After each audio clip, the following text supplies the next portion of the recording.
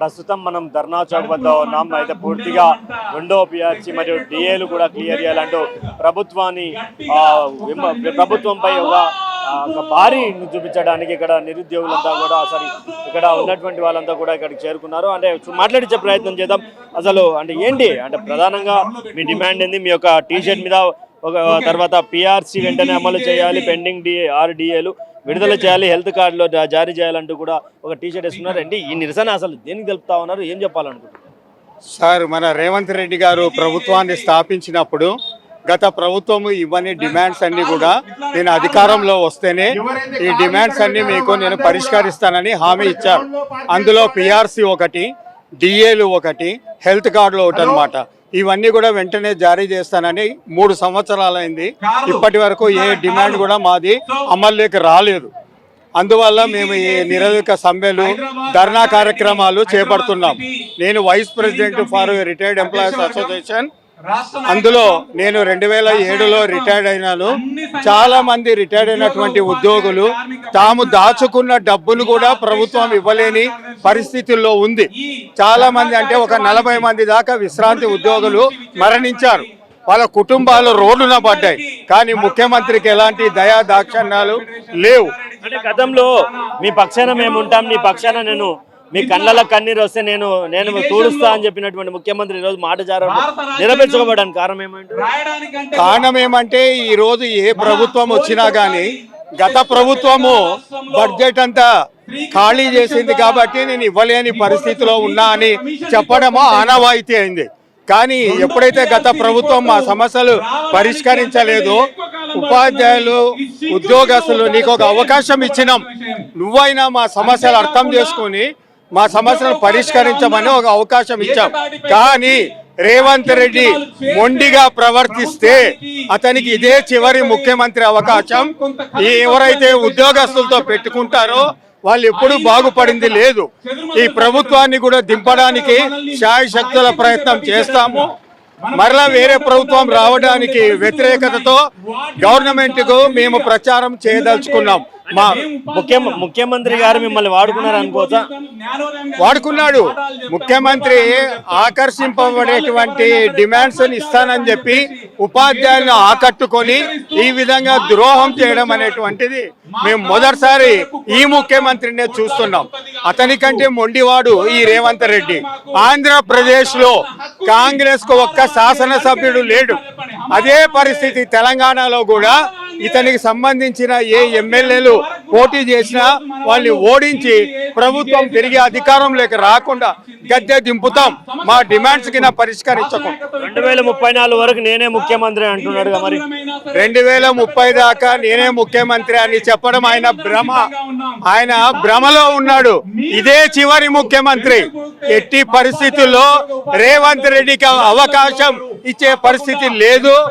ఉపాధ్యాయులందరూ కూడా కోర్టులో కూడా ముఖ్యమంత్రి మీద మా డిమాండ్ల కోసం కోర్టులో కూడా కేసులు వేస్తామని మేము తెలియదు.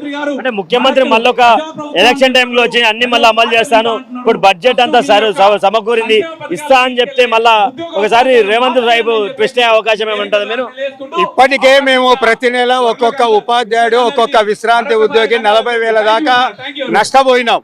నువ్వు చివరిలో నువ్వు ఇచ్చినా గానీ నిన్నెట్టి పరిస్థితుల్లో అధికారంలోకి రానియ్యము.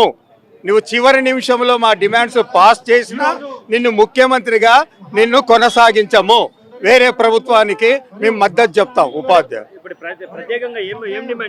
మెయిన్ డిమాండ్స్ వచ్చి పిఆర్సీ అమలు చేయాలి, పెండింగ్ లో ఉన్న 6 డిఏలు వెంటనే రిలీజ్ చేయాలి, హెల్త్ కార్డులు మా దగ్గర డబ్బు తీసుకొని 3 నెలల నుంచి మా యొక్క వేతనాల్లో కట్ చేస్తున్నాడు.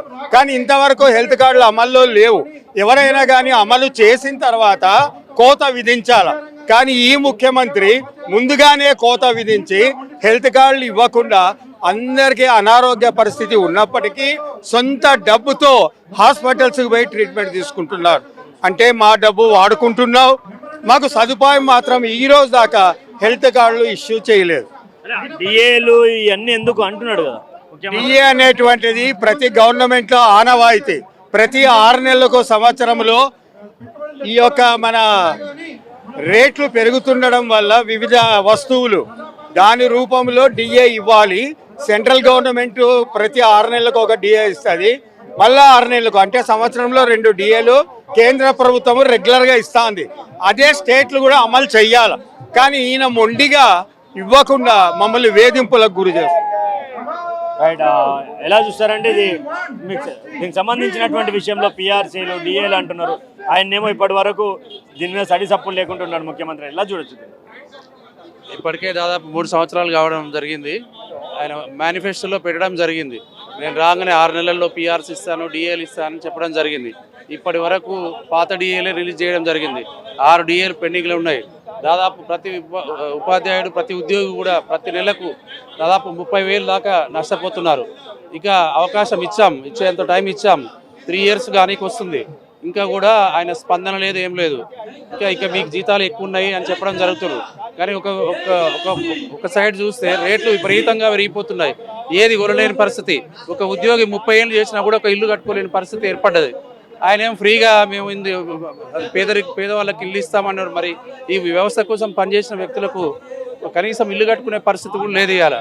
అట్లా అందుకే ఇక ఓపిక నశించి ఇక మన నాయకుల మీద ఒత్తిడి పెంచడం జరిగింది. దానికి అనుకూలంగా కార్యాచరణ ప్రకటించడం జరిగింది.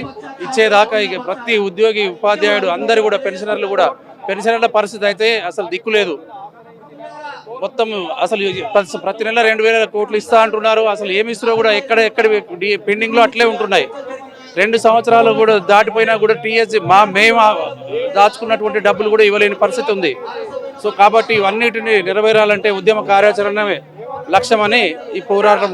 మీ ఎలక్షన్ టైంలో మీ దగ్గరకు వచ్చిండి అన్నీ నేను క్లియర్ ఇస్తా అని చెప్పాను ముఖ్యమంత్రి, అంటే వాడుకున్నారు అని ఫీల్ అవుతున్నారా మీరు? అంటే ఆయన గద్దెనెక్కనికి మిమ్మల్ని వాడుకున్నారు అనుకోవచ్చు. కంపల్సరీగా ఎలక్షన్ ముందు బాగా చెప్పాడు, నేను మీకోసం మీరు విన్నాను అని చెప్పాడు. వచ్చిన 6 నెలల్లోనే మేనిఫెస్టోలో పెట్టాడు. మేము మేనిఫెస్టోలో పెట్టిన అంశాలనే అడగడం జరుగుతుంది.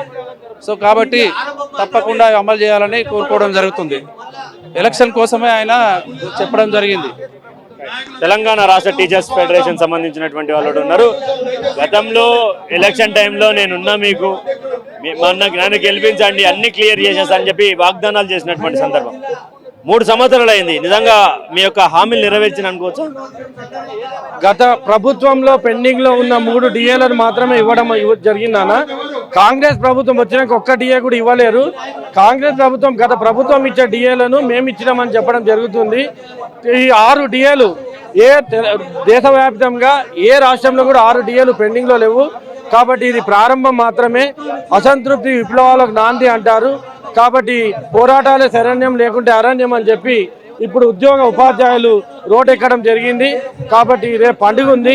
అనేక మంది అక్కలు కూడా రాఖీ పౌర్ణమిని కూడా పక్కన పెట్టి ఈ మహాధరణలో పాల్గొంటున్నారు. అంటే ప్రభుత్వం మీద ఉన్న అసంతృప్తి మాత్రమే అని మేము అనుకుంటున్నాం.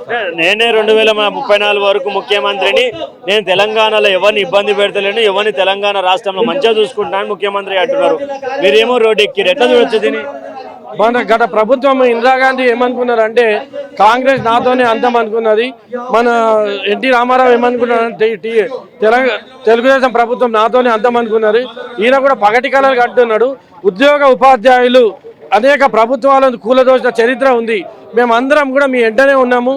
మేము ఉన్న విషయాన్ని మీరు గుర్తించి మా సమస్యల్ని పరిష్కారం చేస్తే 29లో జరుగుతున్న ఎన్నికల్లో మీరు గెలుస్తారు. ఉపాధ్యాయుల సమస్యలను అట్లే పెండింగ్ పెడితే ఉపాధ్యాయులు కాదు, మా మీద ఆధారపడిన మా కుటుంబ సభ్యులు ఉన్నారు. అందరం మాత్రము గత ప్రభుత్వానికి పట్టిన కథ మీకు పడుతుందని చెప్పి మేము తెలియజేయడం జరుగుతున్నారు. పేరుకు ప్రభుత్వ ఉద్యోగి, నీకేమైంది? పైసలు సంపాదిస్తున్నావు, ఎవరిని చూస్తలేవు, ఎవరికి వస్తలేవు, గవర్నమెంట్ ఉద్యోగం మంచిగానే వస్తుంది కానీ మాటలు ఓడుకుంటుంటాయి. మరి మీ పరిస్థితి ఎట్లుంటుంది? అంటే జీతాలు సమయానికి వచ్చి ఎంత జరుగుతుంది అని? గత ఒక్కసారి ఎమ్మెల్యే కానీ ఎమ్మెల్సీ కాదు అయితే జీవితాంతం మనకు పెన్షన్ ఉంటుందన్న. మా దగ్గర 35 సంవత్సరాలు చేసిన తర్వాత కూడా పెన్షన్ లేదు అనడము చాలా బాధాకరమైన విషయము. గవర్నమెంట్ అనేది గతంలో పెన్షన్ ఉంది కాబట్టి దానికి పెన్షన్ ఉండకపోయేది. ఇప్పుడు పెన్షన్ విధానం తీసేసిండ్రు. పెన్షన్ తీసేయడం వల్ల సాఫ్ట్వేర్ ఇంజనీర్లకు మన సంవత్సరానికి మనం 10 లక్షలు 15 లక్షలు మాకంటే 4-5 రెట్ల అది ఎక్కువ ఉంటుందన్న. ప్రభుత్వ ఉద్యోగులు అనగానే పెన్షన్, అదే పెన్షన్ సౌకర్యాన్ని తీసేసిన తర్వాత ప్రభుత్వ ఉద్యోగం ఉన్న ప్రైవేట్ ఉద్యోగస్తులు మాకంటే దాదాపు 10 రెట్లు ఎక్కువ సంపాదిస్తున్నారు. మా దగ్గర ఎంత టాలెంట్ ఉన్నా మాకు పదోన్నతులు రావడం లేదు, మా ప్రతిభకు సరైన గుర్తింపు రావడం లేదు. అంటే మేము ఇప్పుడు జీతాలు ఎక్కువ ఉన్నాయి అని చెప్పి మీద ఒక గతంలో మాట్లాడాడు. వాళ్ళకి జీతాలు ఎక్కువ ఉన్నాయి, డిఏలు అవసరమా, పిఆర్సీలు అవసరమా, ఎంత కూడా మాట్లాడుతూ ఉన్నాడు. ఎట్లా చూస్తారు ఇవన్నీ మాకేల మీద? అదే మన ప్రభుత్వం ఏమనుకుంటుందంటే ఉద్యోగ ఉపాధ్యాయుల జీతాలు ఎక్కువ ఉన్నాయి అంటున్నారు, కానీ మా జీతాలను ఒక సాఫ్ట్వేర్ వాళ్ళతో కంపేర్ చేస్తే కానీ, ఒక ఎమ్మెల్యే ఎమ్మెల్సీతో కంపేర్ చేస్తే కానీ వాళ్ళకంటే 10 రెట్లు మాకు తక్కువ ఉన్నాయని మేము అనుకుంటున్నాము. కాబట్టి మా జీతాలు ఇప్పుడున్న పెరుగుతున్న ఈ కాలానుగుణంగా మారుతున్న కాలానుగుణంగా ఏ ధరలన్నీ పెరిగిపోతున్నాయి, ఆ ధరలు పెరుగుతున్న అనుగుణంగా మాత్రం లేవని మేము అనుకుంటున్నాం. ఫైనల్గా ఏం చెప్పదలుచుకున్నారు? లాస్ట్ ఎలక్షన్ మూమెంట్లో కనుక మళ్ళీ మీకు అన్ని క్లియర్ చేస్తామంటే మరోసారి కాంగ్రెస్ వైపు చూసే అవకాశం ఉంటుందా? మీరు ప్రభుత్వము ఎన్నికల ముందు ఇస్తే మాత్రం కాదు సార్, ఇప్పుడు ఇంకా ఒక 3 సంవత్సరాలు ఉంది. ఇప్పుడే పెండింగ్లో ఉన్న 6 డిఏలు వెంబడే రిలీజ్ చేసి పిఆర్సీని రిలీజ్ చేస్తే మాత్రము మేము ఎప్పుడు ఉద్యోగ ఉపాధ్యాయులు ప్రభుత్వంలో భాగస్వాములే. ఎప్పుడు కానీ ప్రభుత్వానికి వ్యతిరేకంగా పోరాటాలు చేయాలని మాది ఉండదు. ప్రభుత్వం చేస్తున్న ఈ అంచివేత ధోరణికి మాత్రమే మా నిరసన. ప్రభుత్వం మీద మాత్రం మా నిరసన కాదు, వ్యక్తుల మీద మాత్రమే మా నిరసన ఉంటుంది సార్. ఇక్కడ implementation of the new PRC release of 6 pendings అంటూ కూడా డిఏల గురించి మహాధరణకు స్వాగతం అంటూ కూడా ఇక్కడ హైదరాబాద్ సిటీ గ్రంథాలయ సమస్య సంబంధించినటువంటి ఏంటి అంటే ఎలా చూస్తారు దీని సమస్య మీద? అంటే మీ గతంలో నేనున్నాను, మీ కండ్లలో నీరు వస్తే నేను దూరుస్తానని చెప్పినటువంటి ముఖ్యమంత్రి మీద ఈరోజు మీరు ఇంద్ర ధర్నచాక్ కాడికి వచ్చినటువంటి అసలు అంటే మీ సమస్య ఏంది, అసలు ఏం చెప్పదలుచుకున్నారు? సమస్య గవర్నమెంట్ తెలుసు. గతం నుంచి ఇస్తానే టైంకి ఇవ్వకుండా 6 పెండింగ్లు డిఎల్ పెండింగ్ అయిపోయినాయి. పిఆర్సీ కూడా 2వ కమిటీ అని చెప్పిన కమిటీ కాలయాపన చేస్తున్నారు. సమయం చాలా లేట్ అయిపోతుంది, ఉద్యోగులు చాలా ఇబ్బందికరంగా ఉన్నారు. అతి త్వరగా మాకు పిఆర్సీ డిఎల్ ఇప్పించాలని కోరుకుంటున్నాను. గవర్నమెంట్ విజ్ఞప్తి చేస్తున్నాం ఈ ధర్నా ద్వారా. అంటే డిఏలు అని అవసరం లేదు, పిఆర్సీలు అవసరం లేదు, ముఖ్యమంత్రి సైపు మాట్లాడుతూ ఉంటే మీరు ఇంకా ఇవ్వాలి అని మీరు మాట్లాడుతూ ఉన్నారు. మాకు ఇచ్చే హక్కులే మేము అడుగుతాం సార్, మాకు ఇచ్చే హక్కులనే మేము అడుగుతున్నాము. ఎక్స్ట్రా ఏం అడుగుతున్నాం, మాకు ఇచ్చే హక్కులనే మా పిఆర్సీలు మా డిఎల్ మాకు ఇవ్వమని అడుగుతున్నాము. మీడియా తరఫు నుంచి విజ్ఞప్తి చేస్తున్నాం. మేము పిఆర్సీ గురించి అండి, పిఆర్సీ డిఎల్ రావాలి, అవి కంపల్సరీ ఇవ్వాలి. ఇస్తామని చెప్పి ఆ రోజు వాగ్దానం చేసారు, ఈ రోజు అయితే మొత్తం ఏమి ఇవ్వకుండా చేసారు మమ్మల్ని. మీ పేరుకు మంచి ఉద్యోగస్తులు అని చెప్పి అందరూ అనుకుంటారు, మీ పరిస్థితి ఏమో ఈ రోజు మా పరిస్థితి మా రోడ్ ఎక్కినాం సార్ మేము. మాకు ఇంట్లో పరిస్థితి చాలా ఘోరంగా ఉంది. వస్తలేవు అసలు పిఆర్సీ లేవు, డిఎల్ లేవు సార్ మాకు. అందుకోసమే మేము ఇట్లా చేద్దామని కూర్చున్నాం, ధర్నా చేద్దాం. రాఖీ పండుగ ఉన్నది, తమ్ముని కాడుకో అన్న కాడుకో పోవాల్సినటువంటి మీరు ఈ రోజు దాని పరిష్కారం ఏంది సార్ ఇది? మరి ఆయన ఇస్తున్నప్పుడు వాగ్దానం చేసినప్పుడు ఇవ్వాలి కదా సార్. మరి డిఎల్ డిఎల్ ఇవ్వలేదు, పిఆర్సీ లేదు. అవసరం లేదంటే ఎట్లా సార్? మరి మేము బతుకుతారు మాది ఎట్లా? మరి ఉద్యోగాల గురించి మాది ఎట్లా? పిల్లలు ఎట్లా బతకాలి, మేము ఎట్లా బతకాలి చెప్పండి. మరి PRC library department sir, PRC గురించి సార్. పిఆర్సీ డిఎస్ అవన్నీ ఏం రావట్లేదు. మీకు జీతాలు మీరు ప్రభుత్వ ఉద్యోగులు, మీకు పైసలు మస్తు జీతాలు ఎక్కువ ఉన్నాయి అంటుండే కదా? లేదు సార్, జీతాలు అంతంత మాత్రమే సార్. పిఆర్సీ రావాలి సార్, మాకు డిఎల్ పెరగాలి, పిఆర్సీ రావాలి, దానికోసమే సార్. ఆయన నిజంగానే పైసలు లేవు మన దాని నుంచి అర్థం చేసుకోరు అంటారు కదా? మరి ఆల్రెడీ చాలా వెయిట్ చేసినాం సార్, వెయిట్ చేసి మళ్ళీ ఇప్పుడు వచ్చినాం సార్ అందరం కలిసి. అంటే ఇక్కడ ఎలా చూస్తారమ్మా? అంటే మీ డిమాండ్ ఏం చేస్తారు మీరు? లైబ్రరీ డిపార్ట్మెంట్ పొద్దు పోసిన రూపాయలు లేవు, దొంగలేక చూస్తారు, అన్నీ ఆపుకోరి, మీరు జర పైసలు అడగకూరు అంటున్నాను ముఖ్యమంత్రి. కానీ మాకు కూడా కావాలి కదా, పరిస్థితులు బాగాలేవు కదా. గవర్నమెంట్ ఎంప్లాయ్ అని చెప్పేసి స్కూళ్ళలో ఫీజులు తీసుకోకుండా పిల్లల్ని ఏం చదివిస్తలేరు కదా. మా కడుపుకోతే మాకే తెలుసు, మాకు కూడా ఇబ్బందులు ఉన్నాయి. ఎంతో కష్టపడి గవర్నమెంట్ ఉద్యోగం కొట్టిరు, ఈ రోజు రోడ్ ఎక్కి ఎంత చూస్తారు? అదే కదా బాధ అంతా. అందుకే అడుగుతున్నాం డిఏలు, మాకు 6 డిఏలు ఇచ్చేసి పిఆర్ఎస్ ఇస్తే మేము ఎవరికైనా ఇదే అవుతాం. మొత్తం మన దేశంలో 6 డిఏలు ఉన్న రాష్ట్రం ఏదన్నా ఉన్నదంటే అది తెలంగాణ మాత్రమే. పిఆర్సీ ఇప్పటికీ టైం కూడా దాటిపోయింది. ముందు కమిటీ వేసిర్రు, ఆ కమిటీ లాస్ట్ జూలై వరకు అన్నారు, ఆ జూలై కూడా కలిసిపోయింది. మళ్ళీ కమిటీని ఏం చేసిండ్రు, సెప్టెంబర్కు పొడిగించిండ్రు. ఇచ్చేది ఉంటే ఈ పార్టీకి ఇచ్చేది 6 డిఏలు పొడిగించారు. ఇప్పుడు పిఆర్సీ లేదు, డిఏలు లేవు. ఆల్రెడీ ఇంతకుముందే 1 ఇయర్ బ్యాక్ ఏమన్నారు, కొత్త గవర్నమెంట్ వచ్చింది కాబట్టి అని స్టార్టింగ్ చెప్పారు. సరే అంటా నూకున్నాం. మళ్ళీ తర్వాత మళ్ళీ ఒకసారి చర్చలు జరిగినాయి, రెండోసారి విడతలు చర్చలు జరిగినప్పుడు కూడా ఏమన్నది, డిఏలు ఒక డిఏ ఇచ్చారు, అక్కడ ఇచ్చేసారు. మళ్ళీ ఇప్పుడు ఆల్రెడీ మా డిఏ పెరిగింది, పిఆర్సీ టైం కూడా దాటిపోయింది, 1 ఇయర్ కూడా దాటిపోయింది. అయినా మాకు ఇప్పటికీ ఏం లేదు. ఈహెచ్ఎస్ అన్నారు, ఈహెచ్ఎస్ కూడా ఇప్పటి వరకు 2 నెలల నుంచి అమౌంట్ కట్ అవుతుంది. బేసిక్ లా. కానీ ఇప్పటికి కూడా ఇంప్లిమెంటేషన్ ఈహెచ్ఎస్ అనేది ఎక్కడ లేదు మెడికల్. అందుకే ఏం చేస్తున్నామంటే అన్ని డిమాండ్లు పరిష్కారం కోసం ఈరోజు అధినాయకత్వం ఇచ్చిన పిలుపు మేరకు ఇవాళ మేము ఇక్కడ వచ్చి మా గ్రంథాలయ సంస్థ ఉద్యోగుల తరపున మేము పోరాడుతున్నాం. 6 డిఏలు అంటే ఇంచుమించు 20 నుంచి 26% రావచ్చు డిఏ పర్సెంటేజ్. పిఆర్సీ వచ్చేసి మాకు పిఆర్సీ పర్సెంటేజ్ అంటే వాళ్ళు ఇచ్చేదాన్ని పట్టు. అప్పుడు కేసీఆర్ గవర్నమెంట్ ఉన్నప్పుడు పిఆర్సీ ఇంప్లిమెంటేషన్ కోసం ఏం చేసిండు, తను ముందుగా 5% ఐఆర్ ఇచ్చి వెళ్ళిండు. గవర్నమెంట్ వచ్చిన తర్వాత ఇస్తాడు. ఆయన గవర్నమెంట్ రాలేడు, ఇక చేయనందుకు వీళ్ళు రేవంత్ రెడ్డి సార్ ఏమన్నారు, ఎలక్షన్ మూమెంట్లో మేము రాగానే మీకు మంచి పిఆర్సీ ఇస్తాము అని చెప్పిండు. ఇంతవరకు పిఆర్సీ లేదు, ఏం లేదు. మీరంతా నా ప్రభుత్వ ఉద్యోగులే గతంలో పనిచేసి గెలిపించినటువంటి పరిస్థితి. ఇప్పుడు ఎట్లుంటుంది పరిస్థితి? ఇప్పుడు పరిస్థితి ఎట్లున్నది అంటే ఇక మా కనుతో మేము పొడుచుకున్నట్టు అయింది ఇప్పుడు పరిస్థితి.